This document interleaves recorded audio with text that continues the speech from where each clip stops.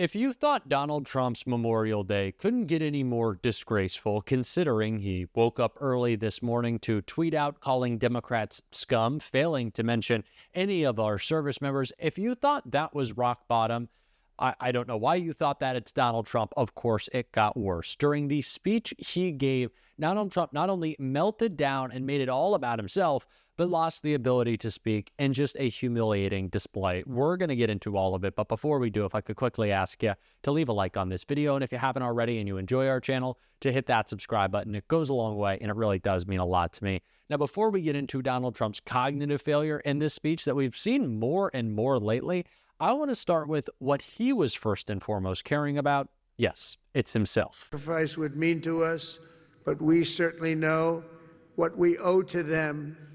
Their valor gave us the freest, greatest, and most noble republic ever to exist on the face of the earth, a republic that I am fixing after a long and hard 4 years. That was a hard 4 years we went through.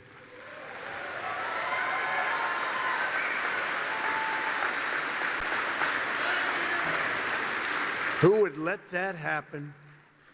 People pouring through our borders unchecked.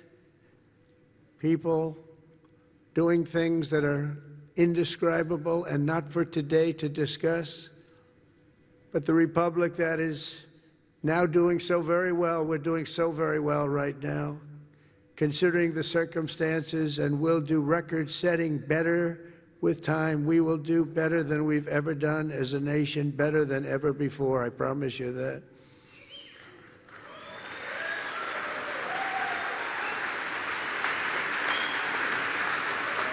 In every generation. What exactly are you fixing, Donald? Is it the economy that you took and destroyed with the most idiotic trade war in the, I don't know, history of free trade?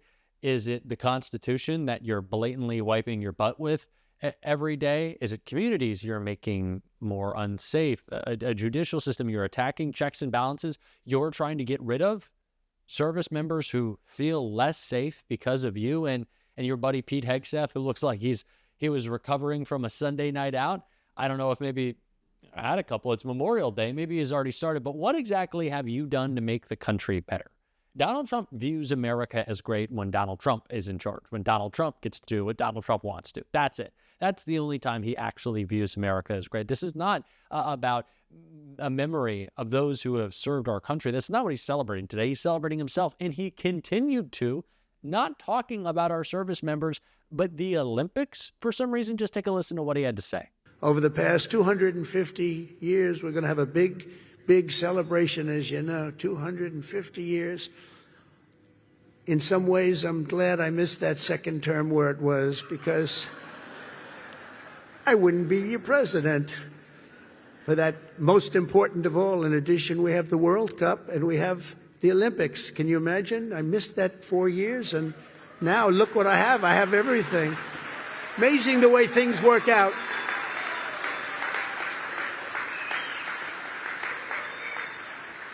God did that. I believe that too.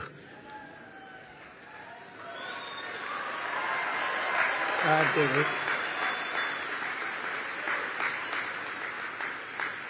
You know, I got the World Cup and I got the Olympics. The 250 years was not mine. I'd like to take credit. But I got the Olympics, I got the World Cup when I was president. And I said, boy, it's too bad I won't be president then. And look what happened. I turned out. And we're going to have a great time. We're going to have a great celebration. But most important of all is the 250th anniversary. That blows everything away, including the World Cup and including the Olympics, as far as I'm concerned. In any corner of this cemetery, at any resting place for our war dead, anywhere on earth, you'll find untold stories of equal heroism and heartbreak, unmatched patriotism and devotion. The fact that people were clapping for Donald Trump getting to be president during the Olympics and the World Cup, what are we doing right now? This is a day of remembrance. And Donald Trump is making it about how excited he is to, play pretend leader during a bunch of ceremonies. There is nothing that Donald Trump has done to lead this country. There is nothing that makes him deserving of respect or certainly applause. This is humiliating. that this is what our president does, goes out and makes it about himself. A man who, like I said at the beginning of this video, didn't even mention service members in his post about scum judges. He's a joke. It's gross. And of course, as you would expect, the speech didn't just sound stupid. It sounded incoherent because Donald Trump couldn't talk through most of it. And we saw that right here. As a linguist, translator, and cryptologic technician. Oh, gosh. It just gets worse and worse, doesn't it? It just gets worse and worse. He can't get through a 4-syllable word. I don't even know what he's trying to say there. And he clearly doesn't either. And he just kind of stops. Like, did anyone hear that? Did anyone hear that I'm completely unintelligible? And you got Pete Hegseth in the background who just looks like he's falling asleep. I have to say this again. I feel like Pete Hegseth might have had a couple to start the morning, or maybe he's recovering from last night. It wouldn't be surprising if a Sunday night out was in the cards for Pete Hegseth, all things considered. Again, this is not an administration that has done anything for the men and women who serve this country. They have only made them more unsafe. And we see that not just in the actions of Pete Hegseth, but in the rest of Donald Trump's cabinet, Tulsi Gabbard as well, who just fired 2 national intelligence officials in a story that I don't think is getting nearly enough coverage. Jen Psaki broke it all down. I want to take a look because this is really important. It's clearly a signal to tell analysts throughout the intelligence community, you tell the truth, you provide objective analysis as you're supposed to be doing, you are running the risk of getting fired. That was former CIA Director John Brennan on my colleague Nicole Wallace's show just last week. Now, the blockbuster story he was reacting to at the time was the news that Trump Director of National Intelligence Tulsi Gabbard had fired intelligence officials for putting out an intelligence report that contradicted Trump. As former CIA Director Brennan put it last week, they were fired for telling the truth. Back in March, Trump invoked the Alien Enemies Act to deport Venezuelan immigrants without due process, of course. And his justification at the time, as I'm sure you remember, for invoking the act was his claim that America was being, quote unquote, invaded by Venezuela. Invaded specifically by members of the Tren de Aragua gang at the direction of Venezuelan President Nicolas Maduro. It turns out, though, that, as you all know, that is not true. That's false. The intelligence report these analysts were fired over stated that the Venezuelan gang Tren de Aragua was not controlled by or in cahoots with Venezuela's president. U.S. intelligence agents reported the actual truth, the truth that contradicted Trump, and were fired for it. That in its own was, of course, a jaw-dropping revelation. And that is where the story stood last week when former CIA Director John Brennan commented on it. But now the story has gotten even darker. This week, the New York Times reported that even before Trump Director of National Intelligence Tulsi Gabbard fired the agents who published a truthful report, her chief of staff had ordered intelligence analysts to rewrite that truthful report so it could not be, quote, used against Trump. So not only is the Trump administration firing intelligence agencies for telling the truth, they are also pressuring them to be, at least the very least, less than truthful. And joining me now is former CIA Director John Brennan. It's great to see you, and I know you've been following this closely, and as somebody who grew up and had rose to the top of the intelligence community, I can only imagine how outraged you feel as you see all of the developments. But I just have to ask you about this latest one. I mean, what do you make of this reporting that the chief of staff for the director of national intelligence was pressuring intelligence analysts who are not political at all, they're just doing their job, they're providing the analysis, pressuring them to rewrite their findings to be more in line with what Trump wanted? Well, Jen, it's worrisome on so many levels. First of all, the integrity and objectivity of the intelligence community's analysis is a solemn obligation of all analysts to make sure that there's going to be no politicization of that analysis and that intelligence. And it's quite clear from the reporting that has come out that the direction that was coming from Tulsi Gabbard's chief of staff, Joe Kent, tried to manipulate the analysis so that it would, in fact, conform with what the Trump administration has done on Venezuela. And it's because these analysts resisted that interference is the reason why they were fired. But also, this individual, Joe Kent, has been nominated to be the director of the National Counterterrorism Center. I was the first director of the National Counterterrorism Center.